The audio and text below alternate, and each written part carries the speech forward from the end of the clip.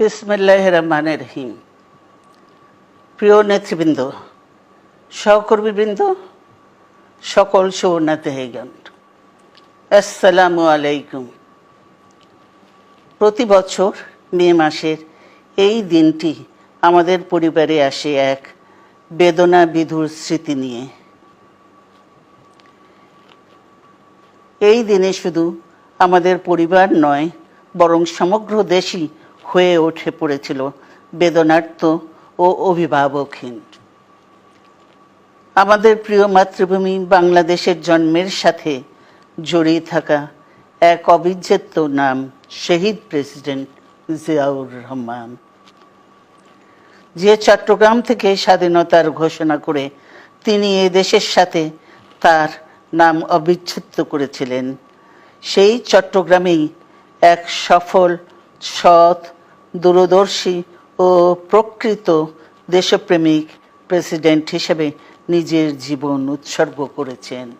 এদেশে গণতন্ত্র, স্বাধীনতা, সংবাদপত্র ও বিচার বিভাগের স্বাধীনতা, স্বনির্ভরতা ও উন্নয়ন এবং নিজস্ব জাতীয়তাবাদ সৃষ্টির অনন্য রূপকার শহীদ জিয়া, যে গণতন্ত্র প্রতিষ্ঠা আর সার্বভৌমত্ব রক্ষার লড়াইয়ে তিনি শাহাদাত বরণ করেছেন, সেই গণতন্ত্র নিরবচ্ছিন্ন যাত্রা আজও বাধাগ্রস্ত হচ্ছে প্রতি পদে পদে।